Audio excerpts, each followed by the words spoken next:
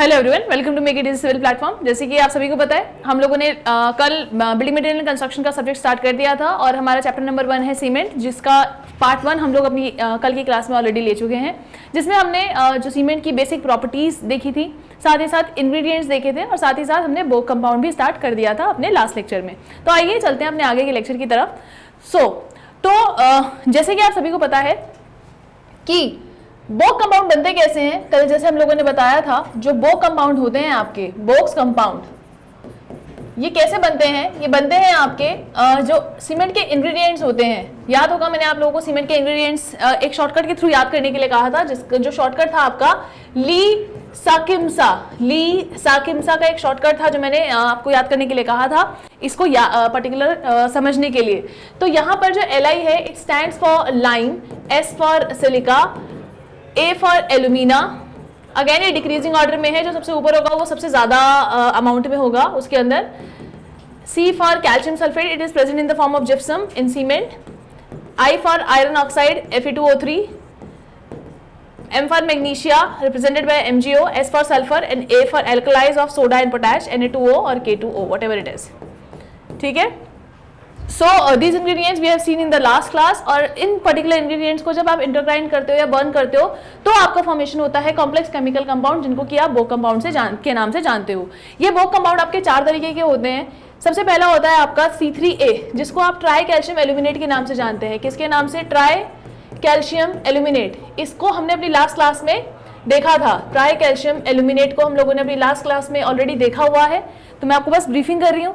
Try calcium aluminate, जिसका की जो केमिकल फॉर्मूला है वो है आपका सिलाइट। क्या है इसका केमिकल नेम? इसका केमिकल नेम है आपका सिलाइट। और फॉर्मूले की अगर हम बात करेंगे तो इसका केमिकल फॉर्मूला होता है, देखिए C3A, तो मतलब 3 पार्ट इसमें कैल्शियम के हैं, 3CaO डॉट, और इस यहाँ पे 1 पार्ट एल्यूमिना का है। बेसिकली ये एल्यूमिना जो है, मतलब एल्यूमिनेट है, ये आया है एल्यूमिना से, और एल्यूमिना का फॉर्मूला क्या होता है? Al2O3। तो ये इसका केमिकल फॉर्मूला यहाँ पे बन जाता है। इस केमिकल फॉर्मूले की नोटेशन होती है C3A, जो कि आप यहाँ पर देख रहे हैं। केमिकल नाम होता है इसका सिलाइट। और कितनी परसेंटेज में अवेलेबल रहता है? ये 4 से 14% आपके सीमेंट के अंदर अवेलेबल रहता है। ठीक है ना। बात करते हैं इसकी प्रॉपर्टीज के बारे में। तो ये आपके सीमेंट को फ्लैट सेटिंग देता है। जो आपके सीमेंट के अंदर इंस्टेंट सेटिंग आती है, मतलब वो जो जमना स्टार्ट होता है, it is because of the presence of tri calcium aluminate only. साथ ही साथ इसकी मैक्सिमम हीट ऑफ हाइड्रेशन होती है। क्या होती है? मैक्सिमम हीट ऑफ हाइड्रेशन होती है। ये साथ ही साथ क्या कर देता है? It reduces the resistance of cement against sulphur attack. It reduces the resistance of cement against sulphur attack.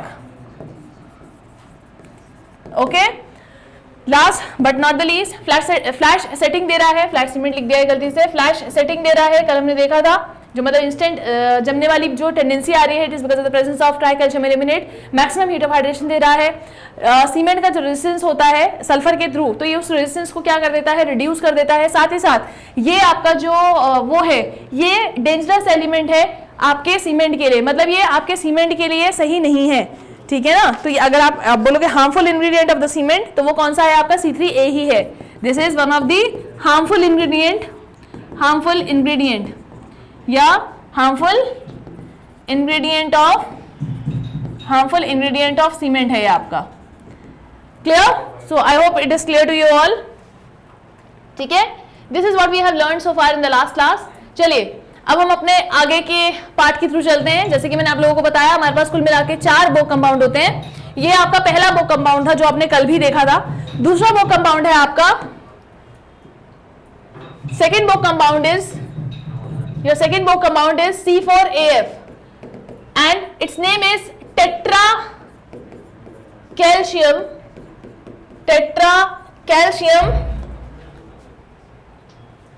alumino ferrite. Tetra calcium alumino ferrite इसका नाम होता है। और अगर आप इसका टेक्निकल या केमिकल नेम आप इसको पूछना चाहते हैं, तो इसका जो केमिकल नाम रहता है वो रहता है आपका फेराइट के नाम से इसको जाना जाता है। ठीक है ना। बात करते हैं इसके फॉर्मूले की। केमिकल फॉर्मूला, टेट्रा मींस क्या होता है? 4। तो C फॉर अगेन कैल्शियम, तो यहाँ पर 4 पार्ट होते हैं CaO के, कैल्शियम ऑक्साइड के। डॉट अगेन ये एल्यूमिनो या एल्यूमिना, ठीक है ना, ये आया है आपका अगेन फॉर्मूले क्या रहेगा इसका एल्यूमिना का Al2O3, फिर है आपका अगेन फेराइट F। तो यहाँ पर ये बेसिकली आपने देखा होगा ना वहां पे आयरन ऑक्साइड का जो फॉर्मूला रहता है तो वही आप यहाँ पे, क्योंकि Fe stands for again iron only, तो यहाँ पे आयरन ऑक्साइड के लिए वो नोटेशन लिखा गया है Fe2O3, ठीक है। तो ये इसका केमिकल फॉर्मूला है टेट्रा कैल्शियम एल्यूमिनो फेराइट, तो 4 times of CaO dot again single Al2O3 dot Fe2O3, ठीक है ना। तो I hope it is clear to you.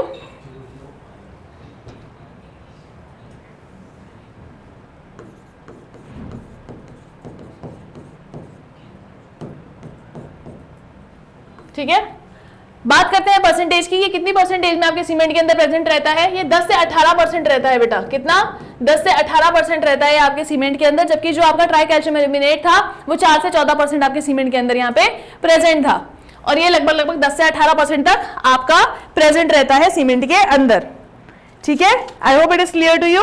आगे बढ़ते हैं, बात करते हैं रिएक्शन टाइम की, क्योंकि ये बिल्कुल टू द पॉइंट है, कुछ भी फालतू नहीं है। जो आपका ट्राई कैल्शियम एल्यूमिनेट था वो आपका पानी के साथ विद इन 24 आवर्स रिएक्ट कर लेता था, तो ये भी पानी के साथ विद इन 24 आवर्स रिएक्ट कर लेता है। It reacts with water, it reacts with water with in 24 hours, with in 24 hours. ये भी ट्राई कैल्शियम एल्यूमिनेट की तरह आपके सीमेंट के साथ विद इन 24 मतलब अपने पानी के साथ विद इन 24 आवर्स रिएक्ट कर लेता है। साथ ही साथ आपने वहां पे देखा था कि ट्राई कैल्शियम एल्यूमिनेट के पास मैक्सिमम हीट ऑफ हाइड्रेशन था, इसके पास हीट ऑफ हाइड्रेशन मैक्सिमम नहीं है, पर rate of heat of hydration मतलब निकाल तो मान लो ये 30 जूल ही रहा है, लेकिन जो आपका C3A था वो 40 जूल निकाल रहा है, लेकिन थोड़ा देर से निकाल रहा है। ये निकाल टोटल 30 जूल रहा है, लेकिन जल्दी निकाल दे रहा है। वो 3 दिन में निकाल रहा था, ये 2 दिन में निकाल दे रहा है ना। तो रेट मतलब क्या होता है, स्पीड से वो पर्टिकुलर रिलीज करना, तो ठीक है ना। तो ये इसका क्या है बेटा, मैक्सिमम रेट होता है, maximum rate of heat of hydration, जबकि वो वहां पे उसके पास मैक्सिमम हीट ऑफ हाइड्रेशन होती है, इसका मैक्सिमम रेट होता है हीट ऑफ हाइड्रेशन का।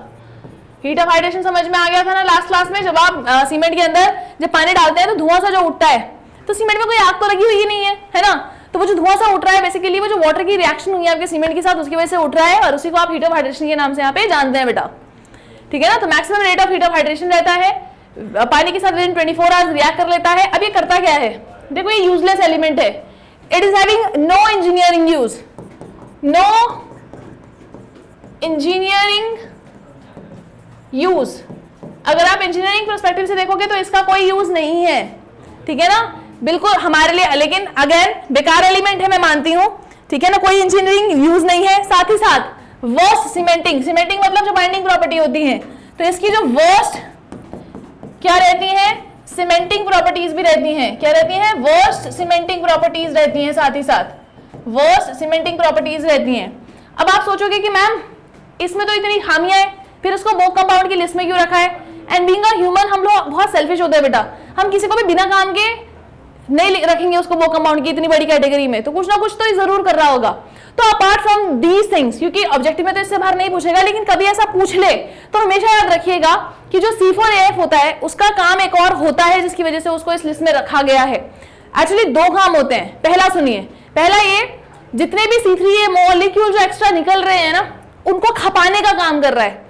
जितने भी C3A मॉलिक्यूल्स एक्स्ट्रा निकलेंगे, आप सभी को पता है C3A मॉलिक्यूल एक्स्ट्रा निकलने का मतलब यहाँ पे होता है एक्स्ट्रा हीट ऑफ हाइड्रेशन, ठीक है ना। इसका मतलब क्या होता है, एक्स्ट्रा हीट ऑफ हाइड्रेशन निकलना, और उसको कॉम्बैट करने के लिए अगेन हमें कुछ चाहिए, तो C4AF वो एक्स्ट्रा C3A मॉलिक्यूल्स को खपा रहा है, सबसे पहली चीज। दूसरा, आपने देखा था कि सीमेंट के मतलब सल्फर अटैक के अगेंस्ट ये जो C3A था उसका रेजिस्टेंस रिड्यूस कर देता था सीमेंट का against the attack of sulphur, but आपका जो C4AF होता है ये भी रिड्यूस कर देता है सीमेंट का resistance against the attack of sulphur, but यहाँ पर ये C3A के कंपैरिजन में वो रिडक्शन कंपैरेटिवली कम करता है। तो इनकेस अगर सल्फर का अटैक आता है तो C3A तो क्विट कर देगा, दैट आई क्विट, बट वहां यहां पर उसके कंपैरिजन में C4AF कंपैरेटिवली ज्यादा देर तक खड़ा रहेगा।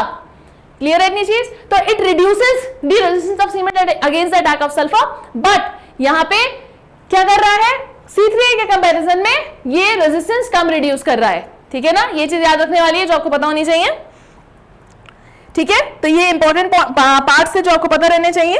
तो मैं यहां पे एक और पॉइंट लिख देती हूं, attack of sulphur on C4AF is comparatively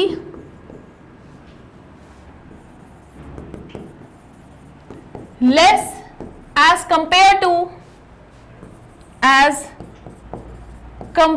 that of C3A which is tricalcium aluminate और सिलाइट। ठीक है, और ये ऐसा क्यों होता है? ऐसा होता है because of the presence of this iron. This happens because of the presence of iron. ठीक है ना, heat of compared to that of C3A, इसी को आगे कंटिन्यू कर सकते हो आप, due to presence of iron in it। आपने देखा होगा ना, it is present in the form of Fe2O3। ठीक है ना, तो ये था आपका किसके बारे में? C4AF के बारे में, जो कि आपको पता होना चाहिए। बिल्कुल टू द पॉइंट है, कुछ भी फालतू नहीं है, ये सारी चीजें इंपॉर्टेंट है, आपको पता होनी चाहिए। ठीक है, आगे बढ़ते हैं। If it is clear to you, आगे बढ़ते हैं। नेक्स्ट है हमारा third Bogue compound which is tricalcium silicate.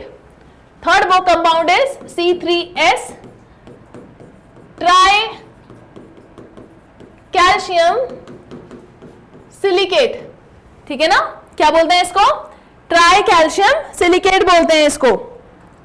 और अगर आप इसका नाम देखेंगे, जो केमिकल नाम होता है ट्राइकैल्शियम सिलिकेट का, वो होता है एलाइट। क्या नाम होता है इसका? एलाइट नाम होता है इसका। फॉर्मूले की अगर आप बात करेंगे, ट्राइकैल्शियम सिलिकेट है, तो अगेन ट्राइकैल्शियम तो लिख लोगे आप 3CaO dot silica. It is again present in the form of silica oxide and it is denoted by SiO2. SiO2. So this is the formula for tricalcium silicate. ये चीज पता होनी चाहिए।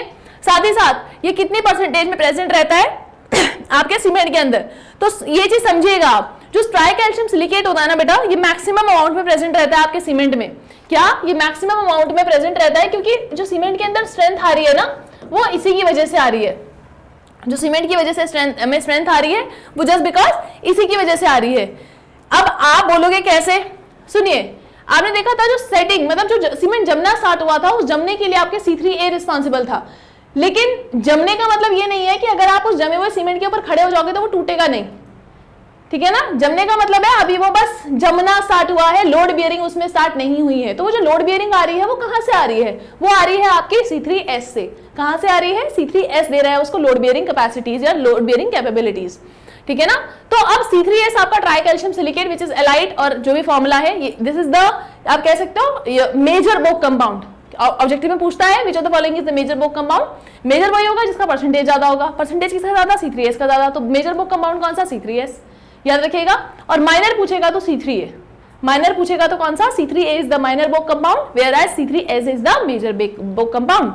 तो अगेन अगर हम इसकी प्रॉपर्टीज अब लिखना शुरू करें, तो C3A ऐसा क्या इंपार्ट कर रहा है, तो याद रखिएगा सबसे पहले तो इसका रिएक्शन। तो ये वाटर के साथ कैसे रिएक्ट करता है? It reacts with water, it reacts with water within a week or 2, 1 या 2 हफ्ते के अंदर अंदर ये आपके पानी के साथ रिएक्ट कर जाता है, सबसे पहली चीज।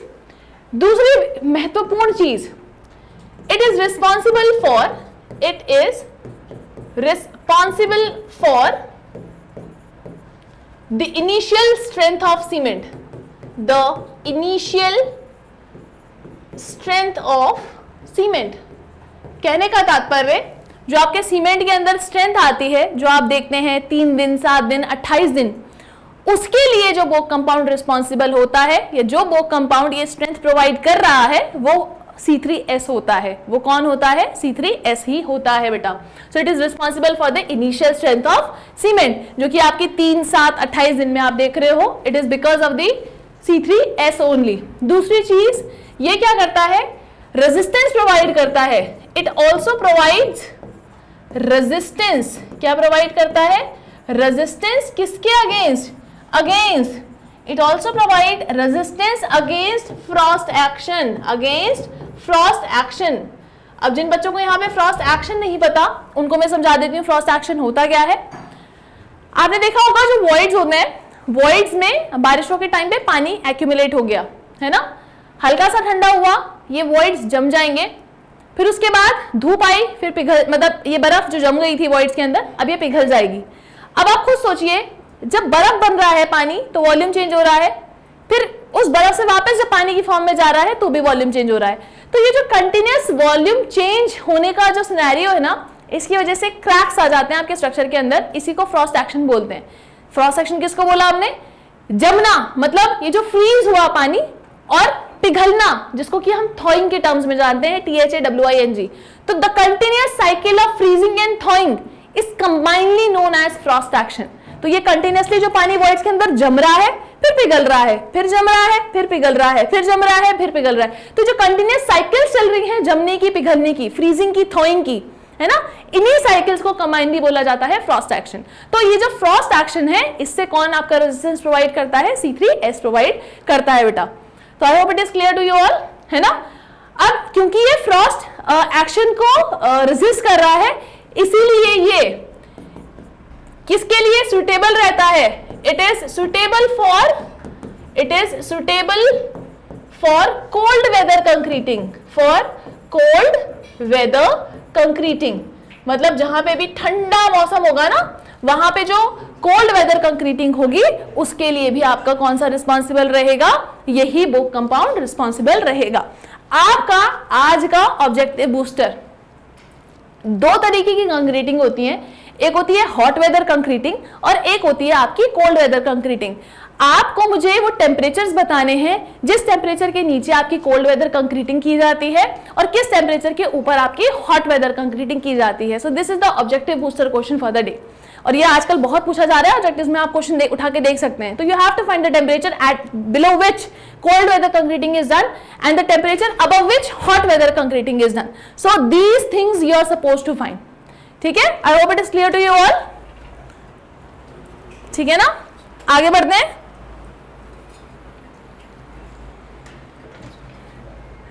चलिए, तो ये कोल्ड वेदर कंक्रीटिंग में काम आ रहा है, जैसे कि आप लोग देख पा रहे हैं इसको। अब इसके बारे में अगर थोड़ी सी और जानकारी हम लोग देखते हैं, ये बेसिकली कैसे स्ट्रेंथ प्रोवाइड कर रहा है, कैसे बाइंडिंग प्रॉपर्टी सीमेंट के अंदर आ रही है, वो भी हमें यहीं से पता चलेगा।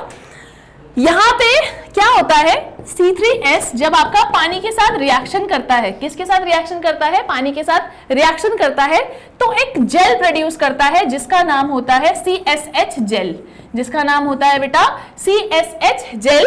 अलॉन्ग विथ CSH जेल ये आपका कैल्शियम हाइड्रोक्साइड भी रिलीज करता है। तो CSH जेल के साथ साथ ये कैल्शियम हाइड्रोक्साइड भी आपका रिलीज कर रहा है।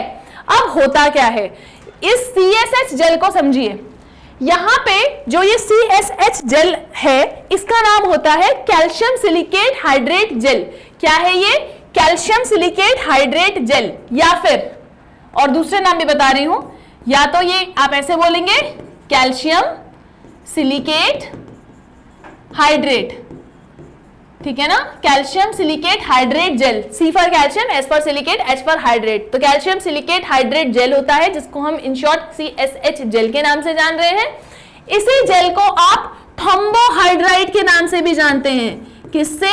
थ्रोम्बोहाइड्राइट के नाम से भी जानते हैं और टोबरमोराइट के नाम से भी जानते हैं, और टोबरमोराइट के नाम से भी जानते हैं। अब आप बोलोगे मैम ये फालतू से जेल के बारे में आप इतना क्यों पका रहे हो हमें? तो सुनिए, जो सीमेंट के अंदर बाइंडिंग प्रॉपर्टी आ रही है ना बेटा, वो इसी जेल की वजह से आ रही है। So the cementitious property is because of this CSH gel. ये जो CSH जेल है ये आपके सीमेंट को सीमेंशियस प्रॉपर्टीज दे रहा है। सीमेंशियस प्रॉपर्टी मतलब वो जो बाइंडिंग प्रॉपर्टी आ रही है ना, वो इसी जेल की वजह से आ रही है। और इसीलिए एग्जामिनर हो गया है स्मार्ट और वो पूछता है इस जेल का नाम, what is the other name of the gel that has been produced in this particular reaction of C3S with the water.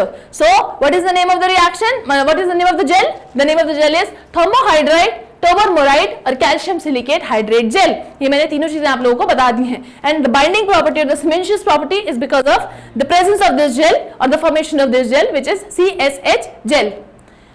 I hope it is clear to you all. अब इन भाई साहब को नहीं भूलना है हमें। इन भाई साहब का भी एक पर्टिकुलर रोल है। कोई भी इस दुनिया में बिना मकसद के तो आया नहीं है, तो ये भी जब पैदा हो रहा है उस रिएक्शन से तो कुछ ना कुछ तो जरूर दे रहा होगा, चाहे पॉजिटिव हो या नेगेटिव हो। अब ये क्या दे रहा है ये जानना जरूरी है। देखिए, अगर आप CaOH को देखेंगे तो वैसे तो जो CaOH है ये हमारे लिए क्या कर रहा है, ये करोजन को रेजिस्ट कर रहा है। जो रेनफोर्समेंट डालते हैं ना हम, है ना, तो रेनफोर्समेंट में करोजन रेजिस्टेंस का काम करता है। तो एक ये एडवांटेज है हमारे पास। बट क्या ये घुलनशील है, मतलब डिसॉल्वेबल है इन वाटर, पानी में घुल जाता है। पानी के साथ इतनी साठगांठ है, जैसा पानी आएगा ये बन गया, बनने के बाद अगर इसे पानी दिख गया तो ये क्या होगा, पानी के अंदर घुल जाएगा और खत्म, और इसका काम तमाम खत्म। अब जब ये खत्म हो गया तो आपको सोचना चाहिए कि इसकी जगह पे अब क्या आ जाएगा, इसकी जगह पे क्या आएगा। अब क्योंकि ये पानी के अंदर घुल चुका है तो जितनी भी जगह पे आपकी ये ऑक्साइड बनी थी उन सभी जगह पे वैकेंट स्पेसेस बन जाएंगे, जिनको कि आप वॉइड्स के नाम से जानेंगे। और जितना ज्यादा CaOH का प्रोडक्शन, मतलब CaOH होल ट्वाइस का प्रोडक्शन, उतने ज्यादा वॉइड और उतना ही ज्यादा आपका जो आपका फेलियर का डर, ठीक है ना, उतना ही ज्यादा आपका फेलियर का डर रहेगा क्योंकि नंबर ऑफ वॉइड्स आपके ज्यादा होंगे। अब इसी रीजन की वजह से, क्योंकि ये जो CaOH है बहुत अमाउंट में प्रोड्यूस हो रहा है यहाँ पे, इसी रीजन की वजह से कभी भी डैम कंस्ट्रक्शन में हम वो सीमेंट उठाते ही नहीं जिसमें C3S का कंटेंट कंपैरेटिवली ज्यादा हो, ठीक है ना। डैम कंस्ट्रक्शन वैसे भी ऐसा नहीं होता कि मैंने आज डैम बनाई और मुझे कल उसमें स्ट्रेंथ चाहिए। डैम को बनने में ही 5 साल लग रहे हैं, तो मुझे जो स्ट्रेंथ चाहिए वो मतलब बेसिकली 1 साल के बाद वाली चाहिए, मुझे पहले चाहिए ही नहीं। तो उस केस में अगेन C3S कम भी होगा, क्योंकि ये तो स्टार्टिंग की स्ट्रेंथ दे रहा है ना, C3S कम भी होगा तो मुझे चल जाएगा। पर इन केस अगर मैंने इस सीमेंट को मतलब इस पर्टिकुलर मान लीजिए जिस सीमेंट में C3S का कंटेंट ज्यादा था, अगर मैंने गलती से भी इस सीमेंट को डैम के कंस्ट्रक्शन में यूज कर लिया तो आप समझ सकते हैं जैसे ही डैम में पानी भरेगा, जहां जहां पे CaOH होल ट्वाइस रहेगा वो उस पानी के साथ मिल जाएगा और क्रिएट कर देगा वॉइड्स। वाटर के प्रेशर की वजह से वो वॉइड्स थ्रेडों में बदल जाएंगे और आपका डैम फेल हो सकता है। इसीलिए कभी भी ऐसा सीमेंट हम चूज नहीं करते जिसमें C3S ज्यादा हो in case of the construction of dam. तो I hope it is clear to you all. But ये उन सभी जगहों पे यूज हो सकता है, मतलब हमें जो सीमेंट चाहिए, मान लीजिए हमें फास्टर कंस्ट्रक्शन करनी है, जैसे कि कंस्ट्रक्शन ऑफ रोड्स। आप एक दिन से ज्यादा तो रोड को नहीं ब्लॉक कर सकते ना भैया, 1, 1.5, 2 दिन मैक्सिमम। तो ऐसे उसमें हमें ऐसा सीमेंट चाहिए जिसमें जल्दी से जल्दी स्ट्रेंथ आए, लोड बेयरिंग कैपेसिटीज आए। इस केस में हम लोग वो सीमेंट यूज करते हैं जिसमें C3S का कंटेंट कंपैरेटिवली ज्यादा होता है in the construction of roads, ठीक है ना, मतलब pavement construction, prefabricated structures के केस में, और अगर आपको फॉर्मवर्क को रीयूटिलाइज करना है फॉर द स्पीडी कंस्ट्रक्शन। तो इन सभी कारणों में, इन सभी रीजंस में आप ऐसा सीमेंट यूज करेंगे जिसमें C3S का कंटेंट कंपैरेटिवली ज्यादा होता है, जैसे कि रैपिड हार्डनिंग सीमेंट, ठीक है ना। तो I hope it is clear to you, ठीक है ना। चलिए आप एक बार इसको देख लीजिए, फिर आगे बढ़ते हैं।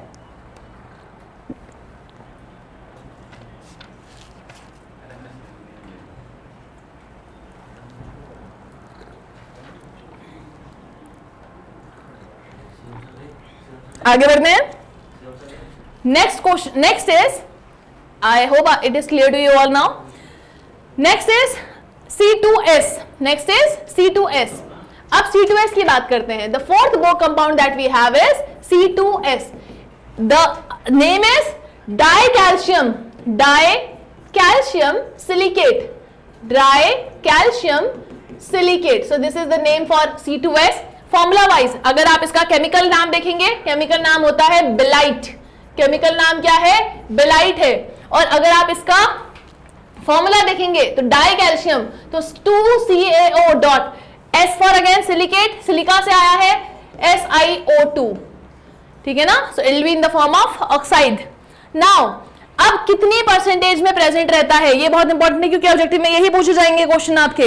तो कितने परसेंटेज में प्रेजेंट रहता है बेटा, ये रहता है 15 से 35% के अराउंड। ठीक है ना। 15 से 35% के अराउंड आप लोगों को दिखता है, कहीं कहीं जगह पे आपको 25% भी दिखाई देगा, है ना। तो बेसिकली यही रेंज रहता है इसका, बेसिकली आपका इसका यही रेंज रहता है, ठीक है। तो आई होप क्लियर होगा आपको, ठीक है। तो आप लोगों ने भी 3 बोक कंपाउंड पढ़ लिए। सबसे पहले था C3A, दूसरा था आपका C4AF, तीसरा था आपका C3S, and this is the 4th Bogue compound that we are learning now, which is C2S, ठीक है ना, डाई कैल्शियम सिलिकेट। क्लियर है नी चीज। अब अगेन जैसे कि मैंने आप लोगों को बताया, इसका केमिकल नेम बेलाइट होता है, परसेंटेज 15 से 35% तक है, कहीं कहीं जगहों पे आपको 15 से 25% भी दिख जाएगा फॉर श्योर, बट आपको यही परसेंटेज याद रखना है, ठीक है। अब बात करते हैं अगेन, जब ट्राई कैल्शियम सिलिकेट की बात की थी हमने, तो मैंने आप लोगों को बताया था यहाँ पे जो रिएक्शन, या फिर मैं बोल रही हूँ जो इनिशियल स्ट्रेंथ आ रही है आपके सीमेंट के अंदर, उसके लिए जो रिस्पॉन्सिबल था वो कौन था, आपका C3S था।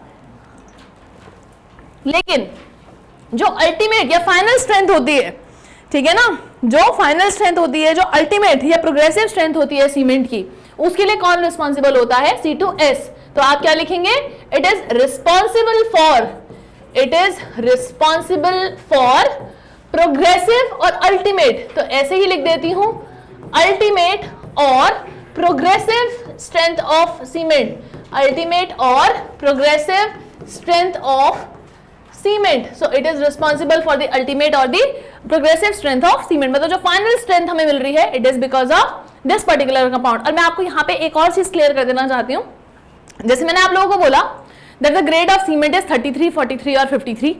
So what does it mean? It means if the grade is 33, it means the cement will have the compressive strength of 33 megapascal, है ना, या 43 megapascal है, 53 megapascal. But जब मैं बोल रही हूँ 33 ग्रेड का सीमेंट है, तो जरूरी नहीं है कि उसकी मैक्सिमम स्ट्रेंथ 33 ही हो, ये ऊपर जाती है, ठीक है ना। अब ऐसा नहीं 200% ऊपर चलेगी, बट हाँ ये अपने ओरिजिनल स्ट्रेंथ से कंपैरेटिवली थोड़ी सी ज्यादा रहती ही है फॉर श्योर, ठीक है ना। तो आप इस तरीके से इसको याद रखिएगा, क्योंकि आगे ऑब्जेक्टिव्स में ये क्वेश्चन आपके पूछे जाएंगे, ठीक है। तो आपको पता चल गया कि प्रोग्रेसिव स्ट्रेंथ के लिए कौन रिस्पॉन्सिबल है, ये आपका C2S रिस्पॉन्सिबल है। और ये स्ट्रेंथ आपकी आज कल परसों में नहीं आ रही है, 3 7 या 28 दिन में भी नहीं आ रही है, ये आएगी आपकी 1 साल के बाद। कब आएगी आपकी, 1 साल के बाद की अराउंड आ रही है। तो ये रिएक्शन ही टाइम उतना है, क्योंकि इसका, ठीक है ना, क्योंकि क्या है, रिएक्शन टाइम उतना है इसका पानी के साथ। तो it reacts with water with in a year, मतलब साल के भीतर में तो ये पानी के साथ रिएक्ट करता है। तो स्ट्रेंथ तो उसके बाद वाली कंसिडर होगी ना, पहले वाली कहाँ, रिएक्शन ही चल रहा है अभी तो, है ना। नेक्स्ट चीज है अगेन, जैसे आप लोगों ने देखा था जो C3S था आपका, वो क्या कर रहा था, फ्रॉस्ट एक्शन के अगेंस्ट रेजिस्टेंस आप लोगों को प्रोवाइड कर रहा था। यहां पे आपका केमिकल और एसिड अटैक के अगेंस्ट रेजिस्टेंस प्रोवाइड करता है। तो क्या लिखेंगे हम, it provides resistance against chemicals and acid attack, chemical and acid attacks. तो केमिकल या एसिड अटैक होंगे तो उनके अगेंस्ट आपको कौन रेजिस्टेंस प्रोवाइड करने वाला है, आपको C2S रेजिस्टेंस प्रोवाइड यहाँ पे करने वाला है। और अगेन क्योंकि फ्यूचर स्ट्रेंथ दे रहा है, या मैं बोलूं प्रोग्रेसिव स्ट्रेंथ दे रहा है, इस वजह से ये जो सीमेंट है ये आपका कहाँ यूज होता है, तो ये यूज कहाँ होता है, ये होता है हाइड्रोलिक स्ट्रक्चर्स में। कहाँ यूज होता है, हाइड्रोलिक स्ट्रक्चर्स में। जैसे मैंने अभी डैम का एग्जांपल दिया था ना, then in the construction of dam you will not be using the cement that is having the maximum amount of C3S, मतलब ऐसा सीमेंट हम यूज नहीं करेंगे जिसमें C3S का कंटेंट ज्यादा हो इन द कंस्ट्रक्शन ऑफ डैम।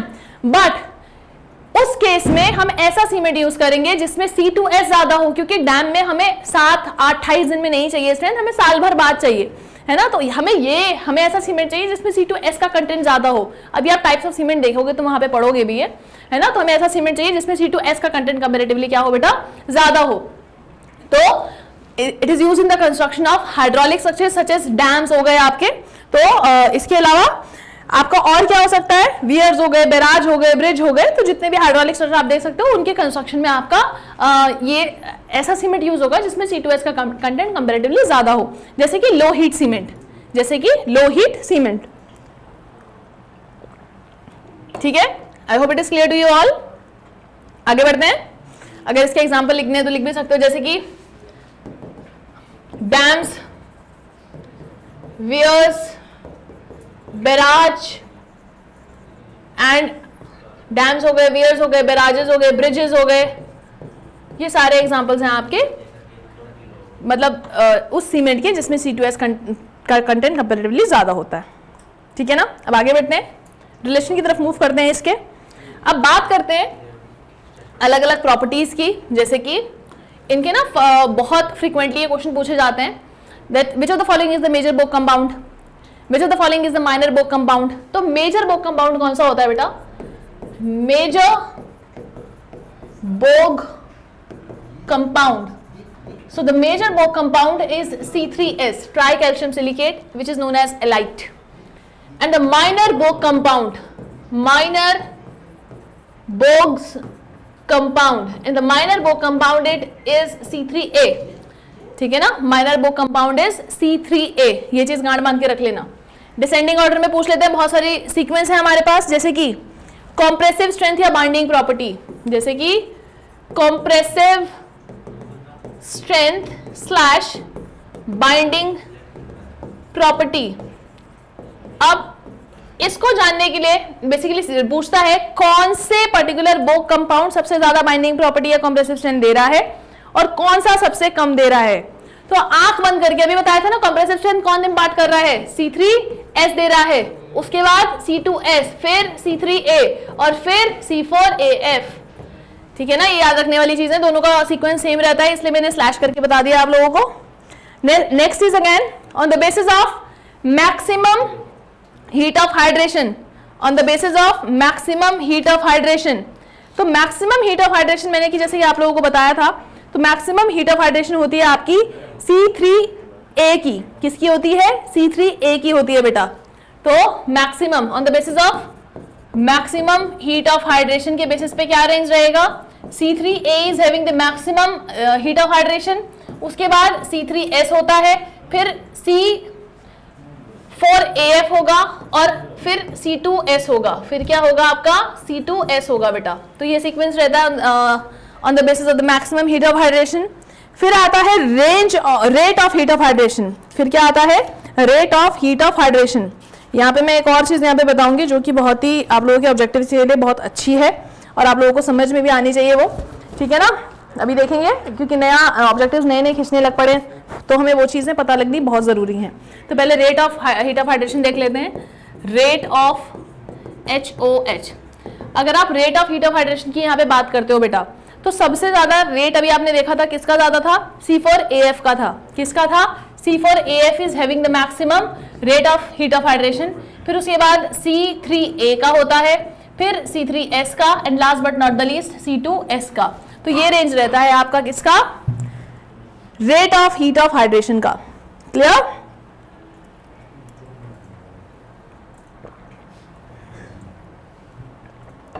ठीक है, आगे बढ़े. फिर बात करते हैं water which is required for hydration की.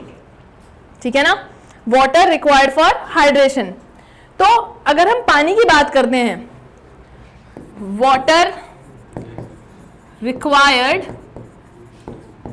फॉर हाइड्रेशन की हम बात कर रहे हैं. हम ऑल ओवर सीमेंट के लिए भी बात करेंगे, लेकिन फिलहाल हम बोग कंपाउंड के टर्म्स में यहाँ पे बात कर रहे हैं. अभी हम सीमेंट की भी बात करेंगे.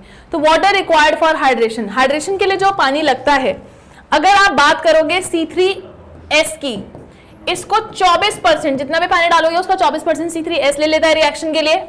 फिर उसके बाद C2S को लगता है 21% तक पानी. फिर उसके बाद C3A which is nearly equal to again C4AF, इन दोनों को सेम पानी लगता है. ठीक है ना, और वो कितना होता है? Approximately equal to 20% of the water that has been provided.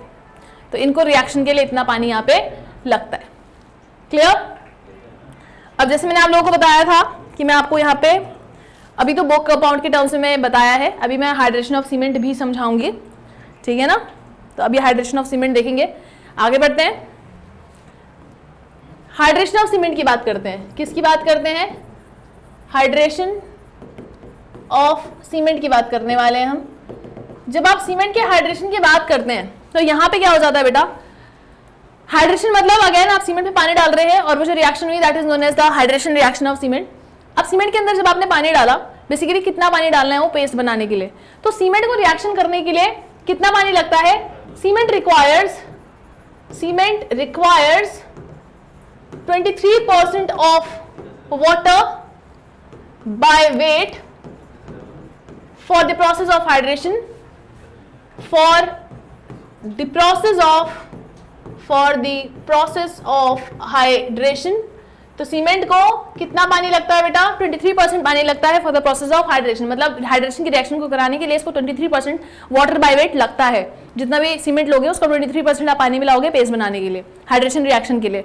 But 15% of the water gets stored in the voids के अंदर चला जाता है। तो 15% पानी कहां चला जाता है बेटा? वॉइड्स के अंदर चला जाता है। तो क्योंकि अब 15% पानी वॉइड्स के अंदर चला गया, तो 23% जो कि रिएक्शन के लिए चाहिए था, अब वो ना मिलके 15% कम मिल रहा है, तो हाइड्रेशन कैसे होगा? तो 15% पानी कहां चला गया? गेट्स इनटू द वॉइड्स कह सकते हो आप, ठीक है ना। But 15% of the water gets into the voids, just because of that जो आपका रिएक्शन होता है वो पूरा हो नहीं पाता, वो रिएक्शन पूरा नहीं हो पाता। या मैं ये बोलूंगी सीमेंट में इनिशियल रिक्वायरमेंट जो होती है पानी की पेस्ट बनाने से पहले वो 15% रहती है, ताकि उसके वॉइड्स फिल हो जाएं और उसके बाद उनके रिएक्शन आगे पॉसिबल हो पाएगा। देयरफॉर 15% एक्स्ट्रा वाटर डाला जाता है हाइड्रेशन रिएक्शन को कराने के लिए। Therefore 38% of water is added so that the hydration can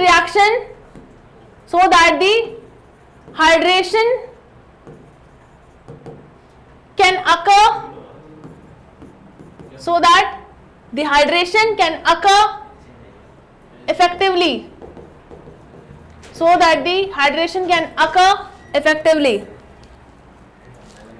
ठीक है ना। तो सीमेंट को 23% पानी लगता है पर 15% वॉइड में चला जाता है, इसीलिए 38% वाटर ऐड किया जाता है ताकि हाइड्रेशन अच्छे से हो सके, ठीक है ना। तो ये चीज आप याद रखिएगा। तो सीमेंट में जो पानी मिलाया जाता है वो कितना होता है बालकों? वो होता है 38%। 23% हाइड्रेशन के लिए चाहिए, 15% उसके वॉइड फिल हो जाते हैं, इस वजह से दिक्कत पड़ती है। याद रखिएगा इस चीज को, बहुत इंपॉर्टेंट है ये। इसके अलावा जो मैं आपको एक ऑब्जेक्टिव बूस्टर यहाँ पे मैं खुद देने वाली हूँ वो ये है कि जो आपकी हीट ऑफ हाइड्रेशन होती है इन केस ऑफ ओपीसी, ओपीसी के केस में जो हीट ऑफ हाइड्रेशन होती है फॉर 7 डेज, 7 दिनों के लिए कितनी होती है? 89 से 90 फॉर 7 डेज कितनी होती है ये?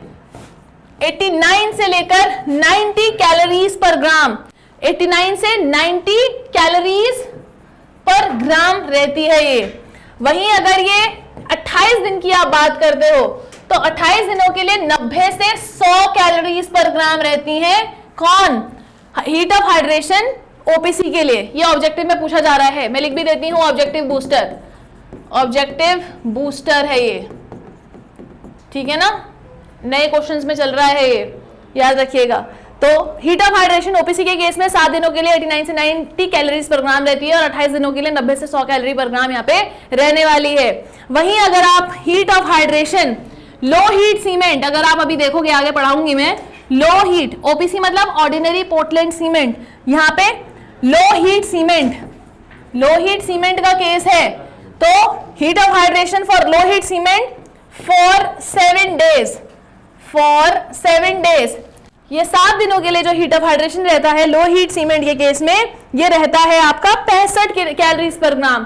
कितना रहता है बेटा? 65 कैलोरीज पर ग्राम रहता है। लेकिन तो लो हीट सीमेंट के केस में 28 दिनों के लिए ये वैल्यू कितनी हो जाती है? ये होती है 75 कैलोरी पर ग्राम। ये आपका ऑब्जेक्टिव बूस्टर है आज का, this is your objective booster. ये पूछा जा रहा है अब बहुत फ्रिक्वेंटली, तो नए क्वेश्चंस में है, आपको मिलेगा नहीं, आपको पता होना चाहिए। ठीक है ना। HOH means heat of hydration. HOH मतलब क्या होता है बेटा? Heat of hydration. HOH means heat of hydration, याद रखिएगा इसको। OPC मतलब क्या होता है? Ordinary Portland cement. Ordinary Portland cement लिख देती हूं यहां पे, ऑर्डिनरी पोर्टलैंड सीमेंट, ठीक है ना, ये OPC है आपका। क्लियर? तो ये था आपका हाइड्रेशन ऑफ सीमेंट के बारे में। अब आगे बढ़ते हैं। आगे आप जो हमारा टॉपिक स्टार्ट होने वाला है वो है मैन्युफैक्चरिंग ऑफ सीमेंट। इसको भी खत्म करते हैं आज। Next topic is manufacturing of cement. Cement की जब आप मैन्युफैक्चरिंग की बात करते हो बेटा, तो सीमेंट की मैन्युफैक्चरिंग दो प्रोसेसेस के थ्रू होती है। एक होता है आपका ड्राई, एक होता है आपका वेट। मोटे मोटे दोनों सेम है, बट अगेन एक सॉफ्ट स्टार्टर के लिए यूज हो रहा है, एक हार्ड स्टार्टर के लिए यूज हो रहा है। वो भी हम देखेंगे कैसे। सबसे पहले एक जनरल हम देख लेते हैं, क्योंकि सबका जो फ्लो चार्ट है ऑलमोस्ट दोनों का सेम ही होता है। तो मैन्युफैक्चरिंग ऑफ सीमेंट में मैं ड्राई, जो पहला मेथड है आपका ड्राई मैन्युफैक्चरिंग पढ़ा रही हूं। ड्राई मैन्युफैक्चरिंग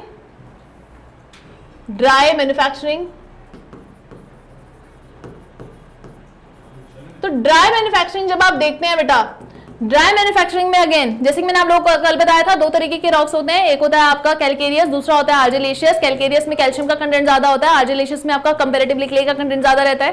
कैलकेरियस रॉक्स जैसे कि लाइमस्टोन हो गया, चौक हो गया, है ना, ये सब आप लोगों ने देखा है। इसके अलावा मेराइन शेल्स हो गया, सीमेंट रॉक्स हो गई, ये सारे कैलकेरियस रॉक्स के अंडर कंसिडर किए जाते हैं। जबकि आर्गिलेशियस में आपका क्ले हो गया, शेल हो गया, स्लेट हो गया, एशेस हो गई, ये सब सारी चीजें आपकी आर्जिलेशियस में कंसिडर होती हैं। कल की वीडियो में आप लोगों को मैंने ये पेन डाउन करके बताया हुआ है। I am just recalling that thing, right. अब यहाँ पे ड्राई मैन्युफैक्चरिंग में होता क्या है? सबसे पहले कैलकेरियस कंपाउंड्स आते हैं। यहां से बनाना शुरू करती हूँ क्योंकि लंबा जाएगा। कैलकेरियस आए, कलर बदल लेते हैं थोड़ा सा ताकि इफेक्टिव बन पाए थोड़ा सा। सबसे पहले क्या आया? कैलकेरियस आए, साथ ही में आए आर्जिलेशियस। साथ ही में क्या आए? आर्जिलेशियस आए, कैलकेरियस आए, आर्जिलेशियस आए। फिर उसके बाद हमने इनको किया क्रश। क्या किया? Crush up to 25 mm। Similarly argillaceous की भी हमने क्या की? क्रशिंग की 25 mm तक। फिर उसके बाद हमने जब इनकी क्रशिंग कर ली, क्रशिंग करने के बाद हम लोग क्या करने वाले हैं? अगेन इनको अब हमें आगे भी भेजना है ना, फर्दर प्रोसेसेस के लिए। तो क्रशिंग करने के बाद पहले हम स्टोर करेंगे। क्या करेंगे? स्टोर करेंगे, स्टोरिंग करेंगे इनकी। उसको भी सेम अगेन आर्जिलेशियस में भी आप क्या करने वाले हो? स्टोर कर लोगे आप। क्रशिंग के बाद हमने स्टोरेज कर ली, स्टोर कर लिया। स्टोर करने के बाद इन दोनों को मिलाना भी है। अब इसकी भी स्टोरेज हो गई और नई भी करनी है। तो अब क्या होगा? यहां पे आता है हमारा एक स्टार्ट पॉइंट, क्योंकि यहां पे मिल्स रहती हैं।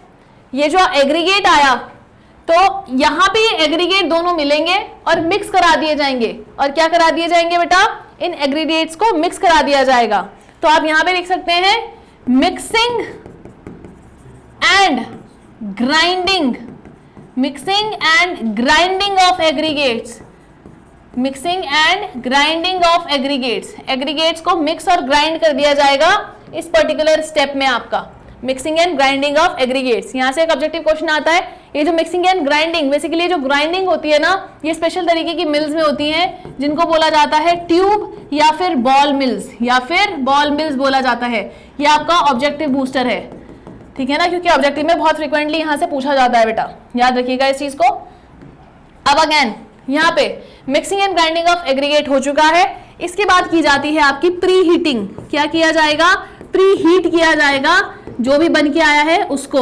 और कितने टेम्परेचर पे? 800 डिग्री सेल्सियस पे। कितने पे? 800 डिग्री सेल्सियस पे प्री हीटिंग यहाँ पे की जाएगी बेटा। प्री हीटिंग हो गई। प्री हीटिंग के बाद इनको अगर आपको स्टोर करना है तो स्टोर कर लो, अगर डायरेक्टली रोटरी किल्स में, क्योंकि अलग अलग किताबों में अलग अलग है दिया हुआ है, पर बेसिक डायग्राम सेम रहना चाहिए। अब जाता है किल्स में, और कौन सी किल्स होती हैं वो? Rotary kills. मतलब किल मतलब होती है बड़ी बड़ी भट्टियां, भट्टियों में भेज दिया गया। किल्स का टेम्परेचर होता है 1400 से 1600 डिग्री सेल्सियस। और इस चीज को गांठ बांध लेना, ये जो टेम्परेचर बता रही हूँ 1400 से 1600, ये ऑब्जेक्टिव का क्वेश्चन है। अलग अलग किताबों में 1350 से 1450 दिया है, 1400 से 1800 भी दिया है, 1300 से 1600 भी दिया है। किसी में मत जाना, विश्वास मत करना, धोखा है। एक्चुअल टेम्परेचर 1400 से 1600 ही होता है, ठीक है ना? तो इस चीज को याद रखिएगा। तो रोटरी किल्स मतलब बड़ी बड़ी भट्टियां, और इन भट्टियों में जो टेम्परेचर रहता है वो 1400 से 1600 रहता है। और this is the objective question. Again this 800 degree Celsius is also one of the objective question that we have, ठीक है ना? तो ये ऑब्जेक्टिव बूस्टर्स हैं, याद रखिएगा इसको, ठीक है ना? ऑल दीज थिंग्स जो कि मैं साइड में लिखते जा रही हूँ। किल में भेज दिया, जब बड़ी बड़ी भट्टियों में भेज दोगे इन इंग्रेडिएंट्स को तो बनते हैं डल्ले। क्या बन जाएंगे? बड़े बड़े डल्ले बन जाएंगे, जिनको कि आप क्लिंकर्स के नाम से जानते हो। किसके नाम से जानते हो? अब बनेंगे आपके क्लिंकर्स। क्या बनेंगे? क्लिंकर्स बनेंगे, ठीक है ना? अब बनेंगे सीमेंट क्लिंकर्स। सीमेंट क्लिंकर्स बनेंगे आपके यहाँ पे, मतलब बड़े बड़े डल्ले बन गए। अब वो जो बड़े बड़े डल्ले यहाँ पे बन चुके हैं, क्लिंकरिंग के बाद यहाँ पे की जाएगी क्लिंकर ग्राइंडिंग। बड़े बड़े डल्ले बन गए तो उनको पीसना भी तो है, तो उनकी की जाएगी क्लिंकर ग्राइंडिंग की जाएगी। तो क्लिंकर ग्राइंडिंग अगेन कहाँ, किस उससे किया जाता है? ट्यूब या बॉल मिल से किया जाता है। किससे, कौन सी मिल्स यूज होती हैं? ट्यूब या फिर बॉल मिल्स। ग्राइंडिंग के लिए यही मिल्स हम लोग यूज कर रहे हैं बेटा, याद रखिएगा इस चीज को। तो ट्यूब या फिर बॉल मिल्स में आप इसको यूज कर रहे हैं। किल्न पूछ लेता है कौन सी किल्न यूज कर रहे हैं? रोटरी किल्न यूज कर रहे हैं। क्लिंकर ग्राइंडिंग हुई, अब पिस गया। पिसने के बाद अभी तो अगेन वो ताजा ताजा गरम गरम आया है ना? पिसेगा। पिसने के बाद हम उसे क्या करते हैं? साइलोज में स्टोर कर लेते हैं बेटा। कहाँ स्टोर कर लेते हैं? साइलोज। साइलोज क्या होते हैं? बड़े बड़े कंटेनर होते हैं, ठीक है ना? अब यहाँ पे ठंडा भी हो रहा है और क्या हो रहा है? स्टोरेज भी चल रही है हमारी। तो साइलोज में हमने इनको स्टोर कर लिया। ये होता है स्टोरेज टैंक। क्या होता है आपका? स्टोरेज टैंक होता है silo. It is a kind of a storage tank. Store कर लिया। स्टोर करने के बाद हम करेंगे वेइंग एंड पैकिंग। वे करेंगे और पैक करेंगे, फिर उसके बाद हम लोग इसको क्या कर देंगे? डिस्पैच कर देंगे। फिर क्या करेंगे? डिस्पैच कर देंगे। तो this is the manufacturing process of cement that we have, dry as per the dry process. अब अगेन एक चीज मैं यहाँ पे और ऑब्जेक्टिव क्वेश्चन यहाँ पे ऐड करना चाहूंगी। कौन सा? चलिए, कौन सा ऑब्जेक्टिव क्वेश्चन मैं यहाँ पे ऐड करने वाली हूँ? वो पूछता है जिप्सम कौन से स्टेज में सीमेंट के अंदर ऐड किया जाता है। जिप्सम का रोल हमने कल देख लिया था।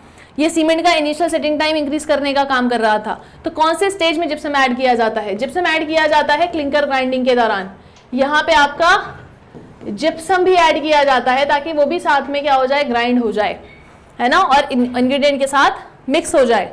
और फिर जो हमें सीमेंट मिल रहा है अगेन इसी आप उसके साथ जाएंगे। So this is the basic flow diagram that we have for the manufacturing of cement as per the dry process.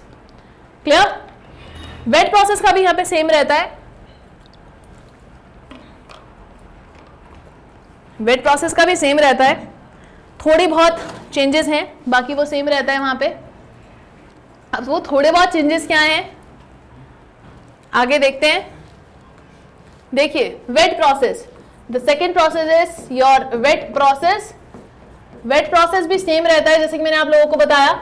सबसे पहले तो मैं आप लोगों को एक चीज बताती हूँ। यहाँ पे अभी आप लोगों ने देखा था कि आपका क्या हो रहा था? ड्राई प्रोसेस में कैलकेरियस और आर्जिलेशियस आ रहे थे, तो यहाँ पे मिक्सचर बन जा रहा था। वहां पे ना, वहां पे जो ड्राई मसाले का मिक्स बन रहा था, यहाँ पे वो मिक्स ना बन के यहाँ क्या बनता है? स्लरी बनती है। क्या बनती है? सीमेंट स्लरी बनती है बेटा, ठीक है ना? क्या बन जाती है? स्लरी बन जाती है।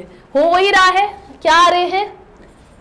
अलग से हम कोई पानी वानी नहीं डाल रहे हैं इसमें क्योंकि जब आप रॉक्स लेके आते हैं तो उसमें ऑलरेडी क्वेरी सैप वगैरह रहते हैं, वही पानी हमारे लिए काफी होता है। तो कैलकेरियस हो गया, आर्जिलेशियस हो गया, ये दोनों तरीके की रॉक्स आई। फिर उसके बाद अगेन इनको क्रश किया। बेसिक प्रोसेस वही रहेगा, क्रशिंग की गई, इनकी भी क्रशिंग की गई।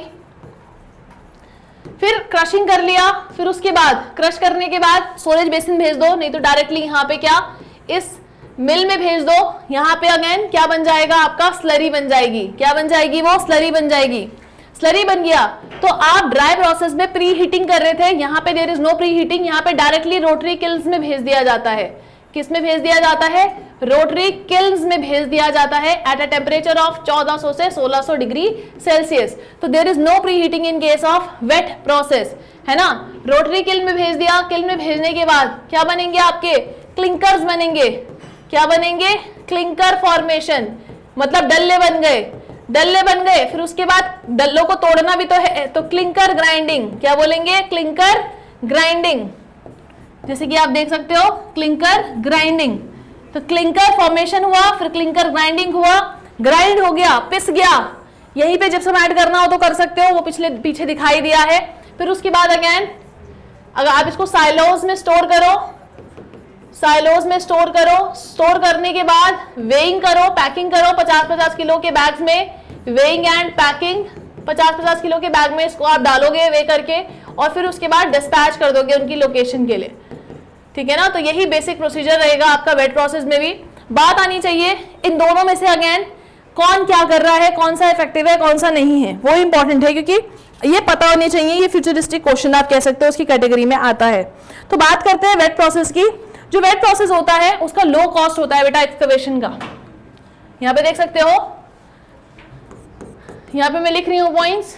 जो आपका वेट प्रोसेस होता है, wet process has low production cost, low production cost या low cost of excavation, low cost of excavation. जबकि जो आपका ड्राई प्रोसेस होता है उसका हाई प्रोडक्शन कॉस्ट होता है। उसका क्या होता है, हाई प्रोडक्शन कॉस्ट होता है। वेट प्रोसेस का आपका लो प्रोडक्शन कॉस्ट होता है, ठीक है ना। अब जो आपका ये है, ये सॉफ्ट स्टार्टर के लिए ठीक रहता है, पर जो आपका ड्राई प्रोसेस रहता है, ड्राई प्रोसेस आपका सुटेबल होता है। Dry process is suitable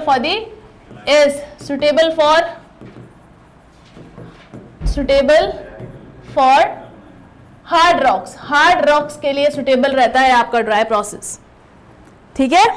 hard raw material, I would say hard raw material, not rocks, raw material लिखेंगे उसको, हार्ड रॉ मटेरियल, जबकि वो सॉफ्ट मटेरियल क्या होता है, ठीक है ना। तो ये दो पॉइंट्स आप लोगों को गांठ बांध के रख लेने चाहिए इन दो प्रोसेसेस के बारे में, क्योंकि ये ऑफनली आपके क्या हो रहे हैं, पूछे जा रहे हैं, ठीक है। I hope it is clear to you all. अगर क्लियर है तो आगे की तरफ बढ़ते हैं, ठीक है, क्लियर है, चलिए आगे बढ़ते हैं। तो अब आप सभी को पता चल गया वेट प्रोसेस का लो प्रोडक्शन कॉस्ट होता है, जबकि ड्राई प्रोसेस का हाई प्रोडक्शन कॉस्ट होता है। और ड्राई प्रोसेस हार्ड मटेरियल के लिए सुटेबल होता है, जबकि जो वेट प्रोसेस है वो सॉफ्ट मटेरियल के लिए कंपैरेटिवली सुटेबल रहता है, ठीक है ना। अगर आप देखेंगे तो मोस्ट एफिशिएंट की कैटेगरी में जो देखा गया है, वेट प्रोसेस को ज़्यादा तवज्जो दी गई है वहाँ पे ना।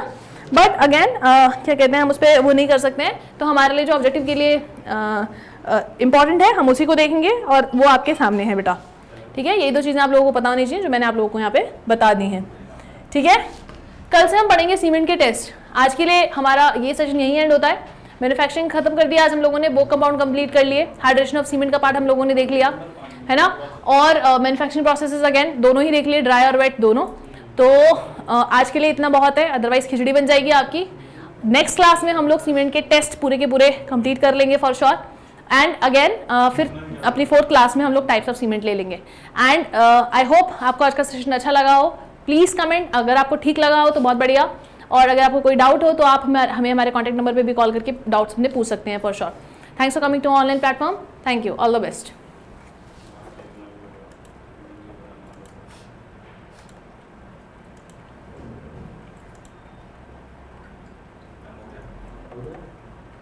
हाँ, आप लोग इसी का वेट कर रहे थे क्या?